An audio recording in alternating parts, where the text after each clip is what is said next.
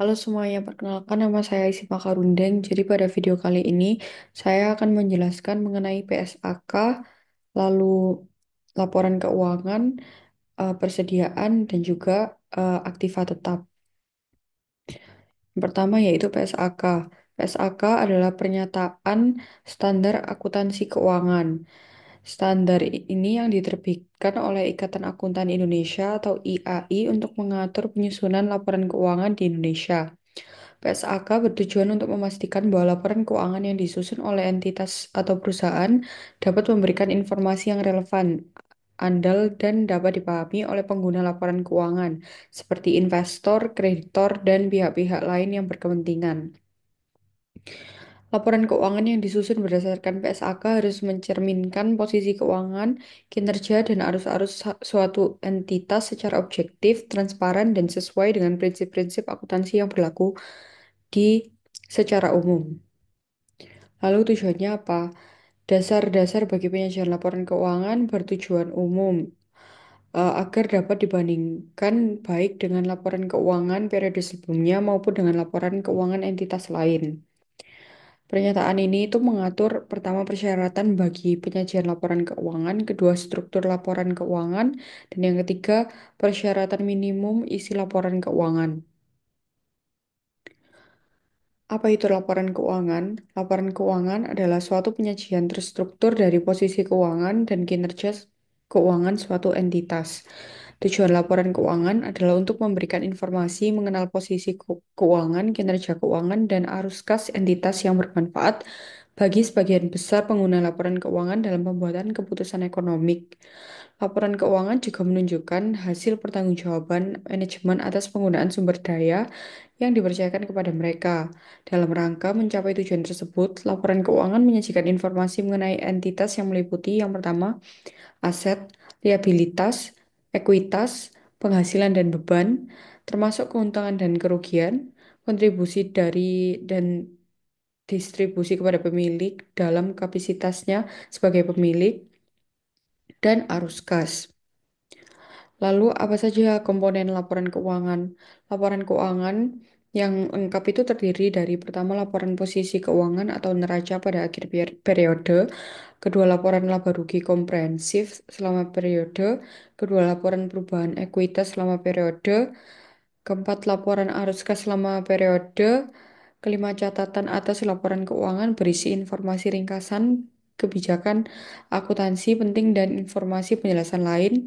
Dan yang terakhir adalah laporan posisi keuangan pada awal periode komparatif yang disajikan ketika entitas menerapkan suatu kebijakan akuntansi secara retrospektif atau membuat penyajian kembali pos-pos laporan keuangan atau ketika entitas mereklasifikasi pos-pos dalam laporan keuangannya. Lalu selanjutnya saya akan menjelaskan mengenai persediaan.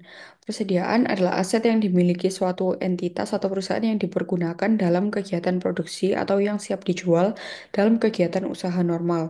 Persediaan meliputi bahan baku, barang dalam proses, dan barang jadi yang dimiliki oleh perusahaan untuk dijual atau digunakan dalam proses produksi barang dan jasa.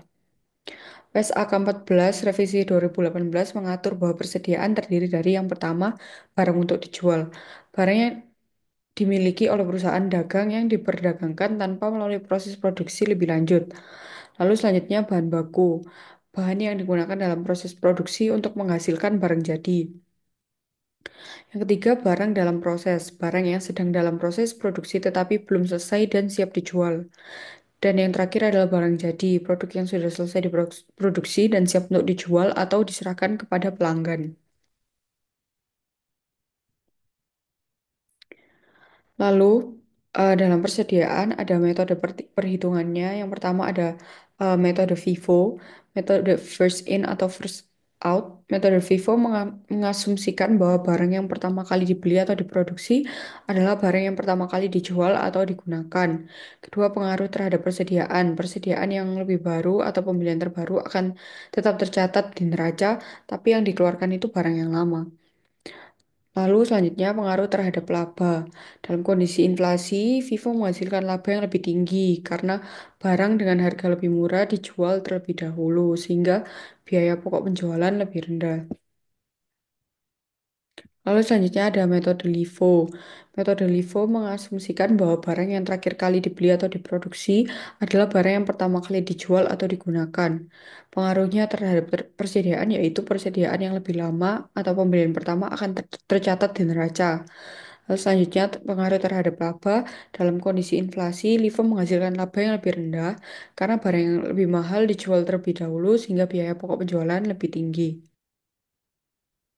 Lalu selanjutnya ada metode average. Metode rata-rata tertimbang menghitung biaya persediaan dengan cara rata-rata tertimbang dari semua biaya pembelian barang selama periode tertentu. Nah, pengaruh terhadap persediaan yaitu setiap unit dihitung dengan biaya rata-rata dari seluruh pembelian yang ada. Lalu pengaruhnya terhadap laba tidak dipengaruhi oleh urutan pembelian, lebih stabil dan lebih mudah dihitung dibandingkan FIFO atau LIFO. Selanjutnya saya akan menjelaskan mengenai aktiva tetap. Aktiva tetap atau yang bisa disebut dengan aset tetap adalah aset jangka panjang yang dimiliki oleh perusahaan dan digunakan untuk operasi bisnisnya. Aset ini tidak dimaksudkan untuk dijual dalam aktivitas normal perusahaan, melainkan digunakan dalam proses produksi atau penyediaan barang dan jasa. Contoh dari aktiva tetap antara lain adalah tanah, bangunan, mesin, kendaraan, dan peralatan lainnya yang memiliki umur lebih dari 1 tahun. Nah, metode perhitungan aset tetap itu ada tiga. Yang pertama metode garis lurus atau straight line method. Metode garis lurus adalah metode depresiasi yang paling sederhana dan paling banyak digunakan. Dalam metode ini, depresiasi dialokasikan secara merata sepanjang umur manfaat aset.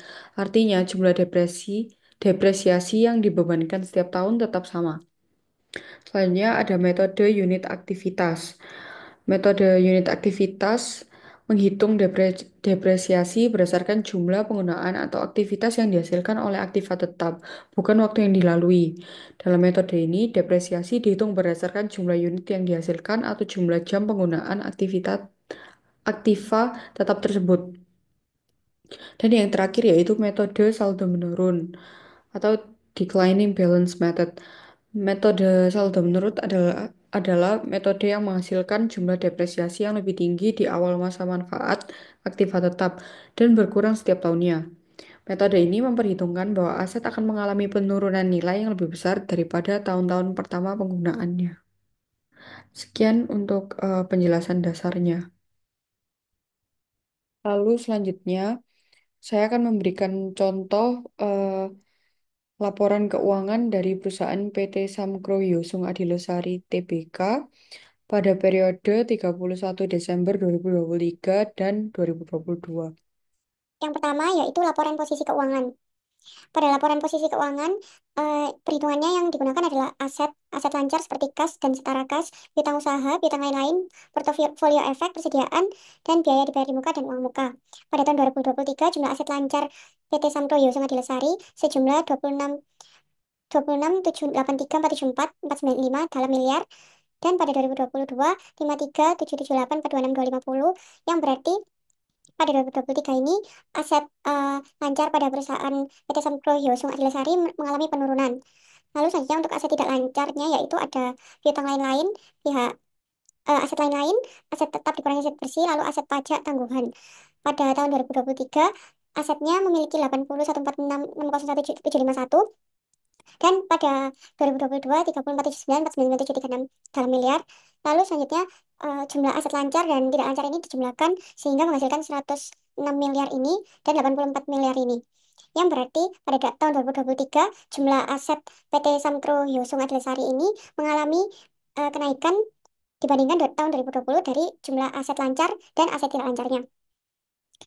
Lalu selanjutnya yaitu untuk liabilitas dan ekuitasnya. Untuk liabilitas dan ekuitasnya, ada liabilitas jangka pendek seperti utang usaha, uang muka pelanggan, biaya yang masih harus dibayar, utang bank, utang pajak.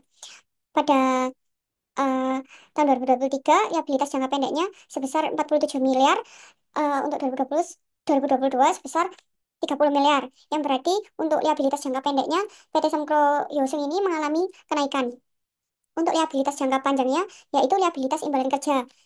untuk berarti untuk pegawainya itu. Liabilitas jangka panjangnya sebesar 2 miliar dan untuk 2022 sebesar 1 miliar yang berarti mengalami kenaikan pada tahun 2023. Jumlah total liabilitas jangka panjang dan jangka pendek untuk tahun 2023 yaitu 50 miliar dan pada tahun 2022 yaitu 32 miliar. Untuk ekuitasnya yaitu ada modal saham atau nilai, lalu tambahan modal di setor, saldo laba, lalu untuk jumlah ekuitasnya yaitu 56 miliar pada tahun 2023 dan 51 miliar pada tahun 2022. Totalnya untuk tahun 2023 yaitu 106 miliar dan pada tahun 2022 yaitu 84 miliar untuk liabilitas ditambah ekuitasnya pada tahun 2023 juga mengalami kenaikan. Lalu selanjutnya saya akan menjelaskan mengenai laporan laba rugi dan penghasilan kompresif lain-lain untuk tahun yang berakhir. Yang pertama yaitu penjualannya pada 2023 itu sejumlah 38 miliar, sehingga untuk beban pokok penjualannya itu 21 miliar. 38 miliar ini dikurangi dengan 21 miliar sehingga menghasilkan 17 miliar.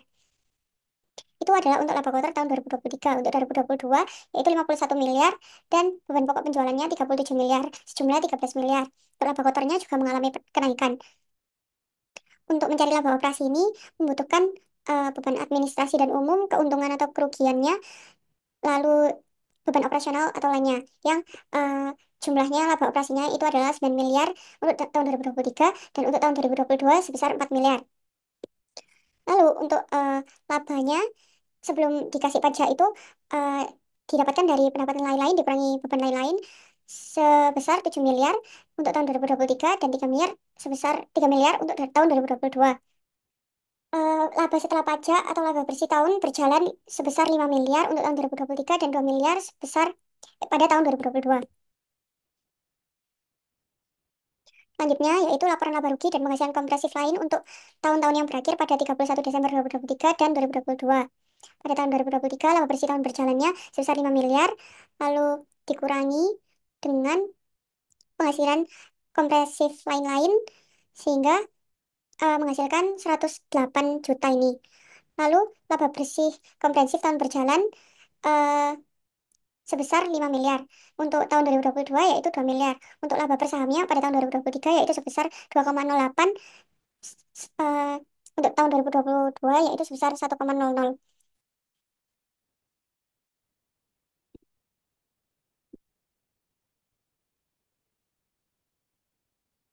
Lalu untuk laporan perubahan ekuitasnya yaitu eh, di sini ada pencatatan untuk modal atau saham. Modal saham, tambahan modal di setor, ditentukan penggunaannya, belum ditentukan penggunaannya, penghasilan kompresif lain, dan juga jumlah ekuitas. Pada tahun 2021, ini modal saham mencapai 41 miliar, lalu tambahan di modal di setornya sebesar 5 miliar, dan belum ditentukannya itu 2 miliar untuk penghasilan kompresif lain ini sebesar 6 juta, lalu jumlah ekuitasnya sebesar 49 miliar. Untuk pada tahun 31 Desember 2022, saldonya untuk modal saham yaitu 41 miliar. Lalu untuk tambahan modal dasarnya juga 5 miliar. Lalu ada ditentukan penggunaannya itu sebesar 200 juta. Lalu ada belum ditentukannya itu 4 miliar. Lalu penghasilan kompresif lain atau lalu untuk penghasilan komprehensif lainnya sebesar 104 juta. Jumlah ekuitasnya yaitu 51 miliar. Hingga pada tahun 2023, 31 Desember, untuk saldonya modal sahamnya sebesar 41 miliar, tambahan modal depositornya 5 miliar, ditentukan penggunaannya 400 juta, untuk belum ditentukannya 9 miliar, lalu untuk penghasilan kompresif lainnya itu min 212 juta, dan jumlah ekuitasnya sebesar 56 miliar. Yang terakhir adalah laporan arus kas untuk tahun-tahun yang berakhir.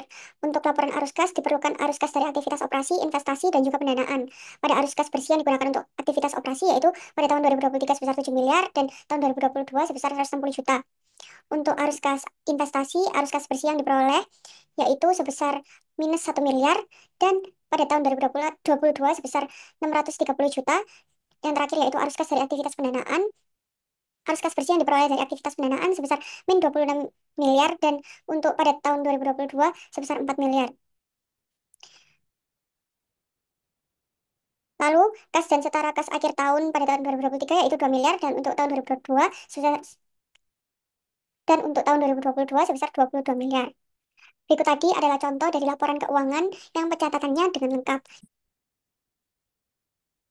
Lalu selanjutnya saya akan menjelaskan menghitung persediaan menggunakan metode FIFO dan average perpetual. Yang pertama yaitu saya akan menghitung dengan FIFO. FIFO yang berarti first in dan first out. Di sini kita catat terlebih dahulu stok awal dengan kuantitas 10.000 dan harganya 80.000 pada tanggal 1 Maret 2024. Kita tulis tanggalnya terlebih dahulu. Terus selanjutnya untuk kuantitas kita tulis yang udah ada di pencatatan sebelumnya ini 10.000. Untuk biaya per unitnya yaitu 80.000. Jumlahnya kita kalikan kuantitas dikali dengan biaya per unit menghasilkan 800.000. Untuk soal nomor 2 yaitu ada penjualan. Berarti di sini kita tulisnya di cost of goods sold. Penjualan dengan kuantitas 6.000. Kalau misalnya ada penjualan gini, kita ngikutinnya menggunakan harga yang ada di gudang, bukan harga yang ada di sini. Karena eh, barang yang dikeluarkan sesuai dengan barang yang masuk terlebih dahulu. Jadi stok lama dikeluarkan dahulu yang kita beli dengan harga 80.000, bukan dengan harga 70.000. Jadi di sini kita tulisnya 80.000. Lalu jumlahnya kita kalikan.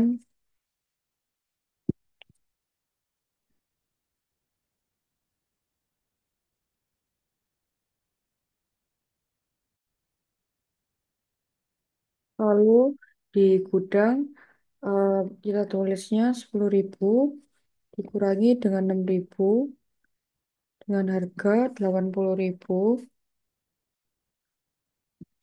Sininya kita kalikan 1.000 dikali 80.000.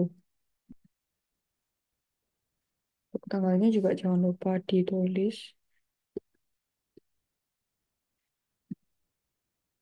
Selanjutnya juga ada penjualan kuantitasnya 2.000. Berarti di sini kita catatnya di cost of goods-nya 2.000 dengan harga 80.000.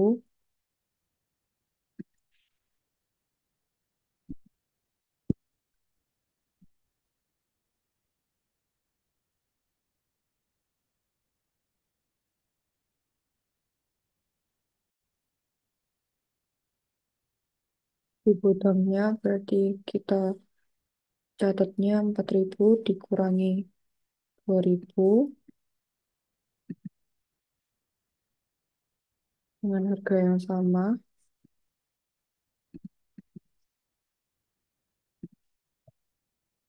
Lalu untuk jumlahnya kita kalikan seperti ini.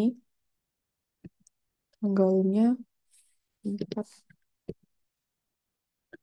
Lalu selanjutnya ada pembelian eh, dengan kuantitas 3.000 pada tanggal 6.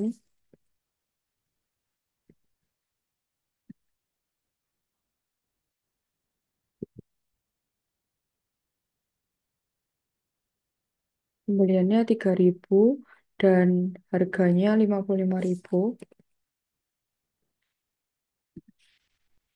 Kita kalikan untuk jumlahnya sebesar 165.000. Lalu untuk di gudangnya jangan lupa kita tulis kembali stok sebelumnya agar jika ada penjualan selanjutnya bisa keluar duluan.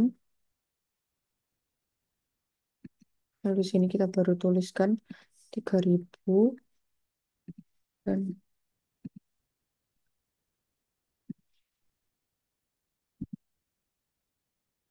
ini. Lalu selanjutnya untuk tanggal 10 ada pembelian lagi, berarti kita masuk di pembelian ini sebanyak 1.000 dan harganya 75.000. Jumlahnya kita kalikan 1.000 dikali dengan 75.000. Untuk di gudangnya kita tuliskan kembali stok sebelumnya.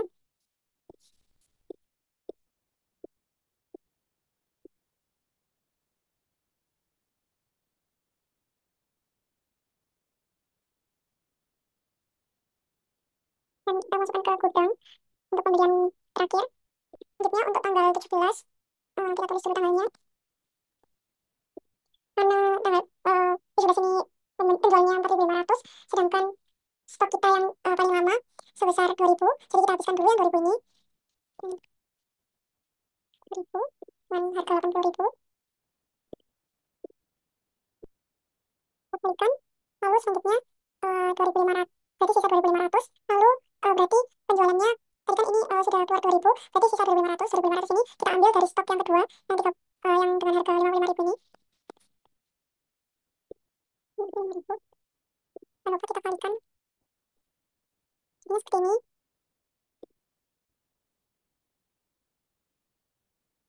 Lalu untuk stok di gudangnya, karena yang stok kedua ini sudah terpakai dari 500, jadi kita kurangi 3.000 dikurangi 2.500.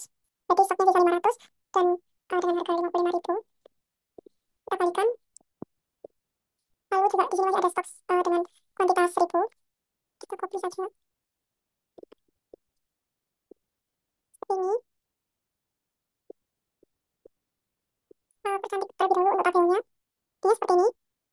Lalu selanjutnya kita akan menjumlahkan persediaan akhirnya, yaitu sebesar dari sisa ini yang dua ke bawah ini, sebesar 102.500.000. Lalu untuk penjualannya kita sum dari semuanya. Ini untuk penjualan. Dan untuk pembeliannya kita buka sum sebesar 240 juta. Ini maksud saya beban pokok penjualannya ya. Ini berikut adalah metode perhitungan dengan menggunakan FIFO. Lalu selanjutnya untuk average, tabelnya sama, cuma ini kita ganti menjadi average. Kita lihat soalnya untuk stok awal 10.000 dengan harga 80.000 dengan harga 80.000 kita jumlahkan kali dengan 80.000 yang menghasilkan 800.000. Lalu selanjutnya untuk soal nomor 2 yaitu penjualan pada tanggal 3. Tanggalnya yang tadi jangan lupa ditulis. Penjualan sebanyak 6.000. Kuantitasnya kita tulis 6.000. Untuk biaya per unitnya ini kita mengikuti yang awal 80.000. Ini kita kurangi 10.000 dikurangi 6.000. Jadinya 4.000. Harganya tetap 80.000. Kita kalikan seperti ini. Jadinya 320 juta. Lalu selanjutnya ada penjualan lagi dengan jumlah 2.000. Ini berarti kita menggunakan stok yang terakhir dengan harga 80.000. Ini jangan lupa dijumlahkan ya.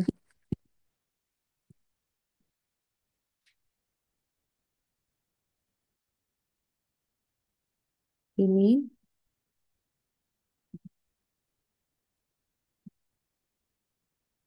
ini eh, yang ada stok di gudang terakhir kita kurangi dengan penjualan 2.000. Harganya kita samakan 80.000.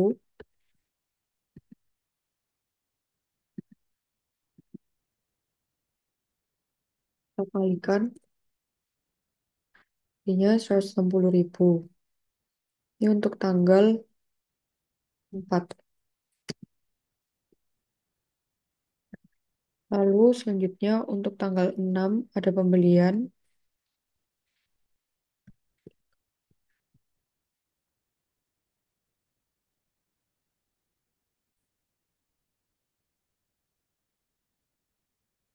Pembelian dengan jumlah 3.000. Biaya per unitnya 55.000. Kita jumlahkan 3.000 dikali. Untuk jika ada pembelian, di sini kita tambahkan 2.000 ditambah 3.000. Dan kalau jika kita gabungkan seperti ini, harganya sudah pasti beda. Jadi kita eh, jumlahkan terlebih dahulu jumlah sebelumnya ditambah jumlah terakhir pembelian, lalu jumlah yang sudah kita jumlahkan tadi kita bagi dengan kuantitas yang ada, berarti 65.000. Lalu selanjutnya, Pada tanggal 10 juga ada pembelian sebanyak 1.000 dengan harga 75.000. Kita jumlahkan terlebih dahulu. Seperti ini. Sudah kita jumlahkan. Kita tambahkan kembali stok yang sebelumnya. Berarti 6.000 stok sekarang kita. Lalu kita jumlahkan lagi harga total sebelumnya dengan harga pembelian yang terakhir. 100.000 kita bagi 400.000 dibagi dengan 100 juta maksud saya dibagi dengan 6.000 menghasilkan 66,6. Lalu selanjutnya untuk tanggal 17. Tanggal 17 ada penjualan lagi. Penjualan dengan kuantitas 4.500. Harganya kita gunakan yang sudah kita hitung tadi. Kita kalikan. Berikut adalah untuk jumlah total semuanya penjualannya 300 juta. Yang ada di gudang kita kurangi dengan penjualan terakhir yaitu 1.500. Lalu selanjutnya untuk harganya kita samakan seperti ini. Lalu kita jumlahkan. Untuk jumlahnya yaitu 100 juta. Ini bisa kita percepat terlebih dahulu. Kita beri tabel. Untuk persediaan akhirnya yaitu yang terakhir ini 100 juta. Lalu untuk beban pokok penjualannya kita sum.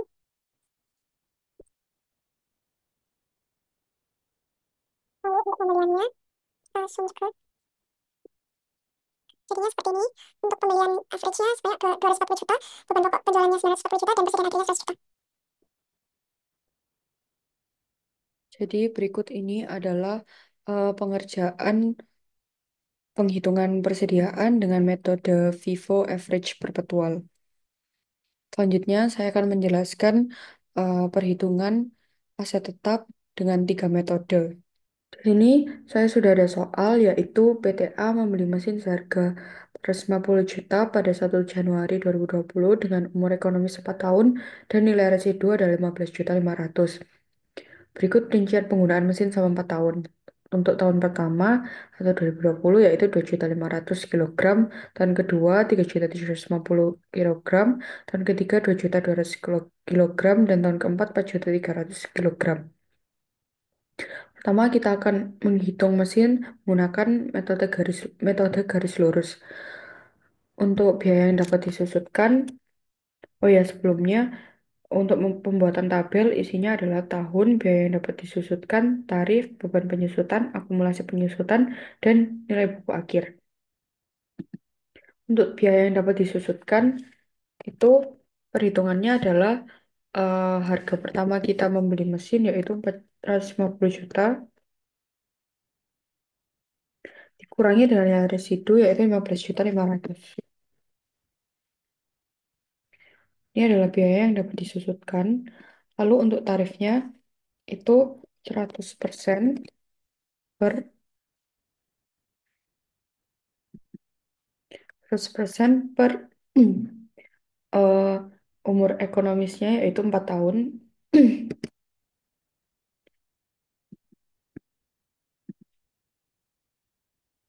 Untuk tarifnya yaitu 25% per tahunnya. Dan untuk beban penyusutannya itu biaya yang disusutkan dikali dengan tarif hasilnya 108 juta. Untuk akumulasi penyusutannya diawali dengan beban penyusutannya terlebih dahulu. Dan untuk nilai buku akhirnya yaitu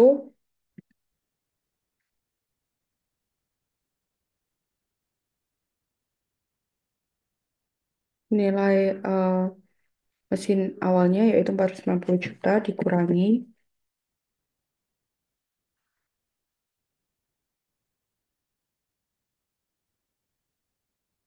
dengan akumulasi penyusutannya. Dan buku akhirnya untuk yang pertama yaitu 341 juta.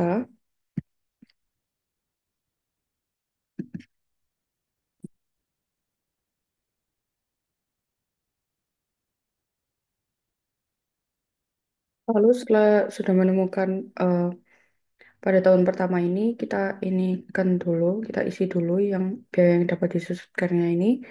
Ini sama semua untuk semua tahun. Tarifnya juga kita copy saja.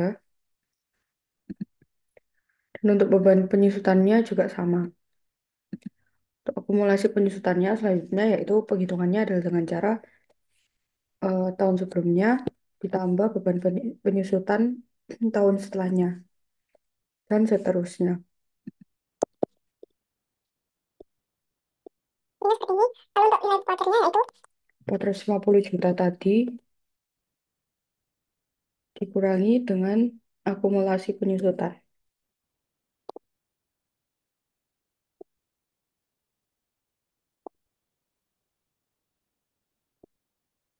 kuatirnya ini, untuk nilai kuatirnya ini sudah pasti sama dengan nilai residu yang awal sudah kita ketahui. Selanjutnya, saya akan menjelaskan metode aktivitas unit. Untuk metode aktivitas unit, tabel yang diperlukan adalah tahun, unit aktivitas dalam kurung kilogram, biaya per unit dalam kurung kilogram, lalu beban penyusutan, akumulasi penyusutan, dan nilai buku akhir. Untuk tahunnya kita samakan seperti yang metode garis lurus. Untuk unit aktivitasnya kita dapatkan dari eh, perincian penggunaan mesin selama 4 tahun ini. Tahun pertama 7.500, yang kedua 3.750, yang ketiga 2.200, dan tahun keempat 4.300.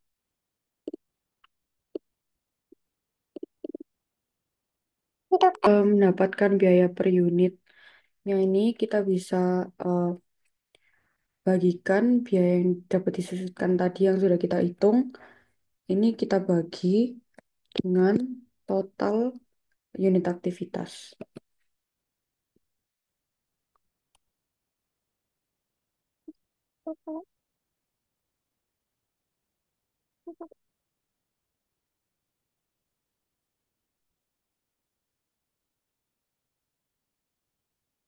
untuk biaya per unitnya yaitu 34. Ini kita copy saja ke bawah. Lalu untuk beban penyusutannya kita kalikan biaya per unit dengan unit aktivitas. Bisa kita copy saja langsung ke bawah. Lalu untuk akumulasi penyusutannya kita copy dulu di awal yang tadi totalnya. Lalu selanjutnya itu kita tambahkan eh, akumulasi penyusutan tahun sebelumnya dengan akumulasi tahun penyusutan tahun sekarang.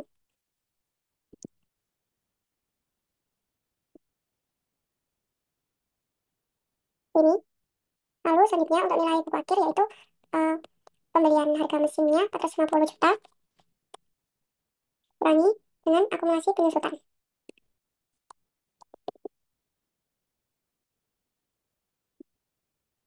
Seperti ini.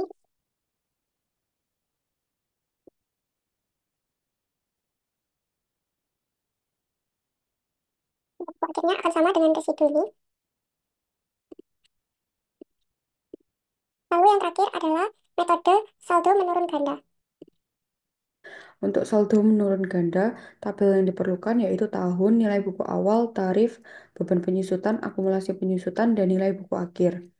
Untuk nilai buku awal pada tahun pertama, kita menggunakan mesin yang pertama kali kita beli yaitu seharga 450 juta.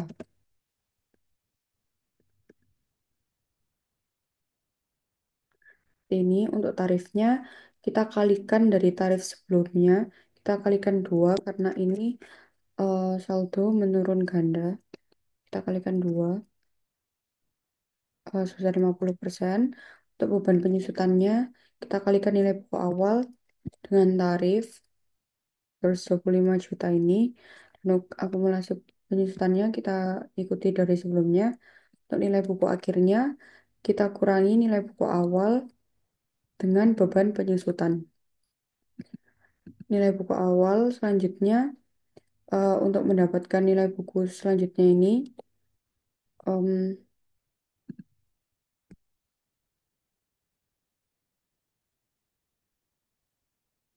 kita ambil dari kita ambil dari nilai buku yang terakhir, yaitu 125 juta.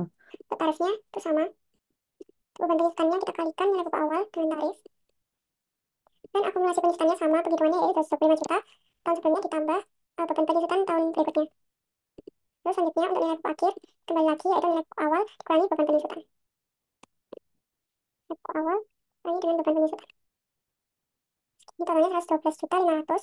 Lalu selanjutnya ini kita samakan dengan nilai pokok akhir, kita kalikan.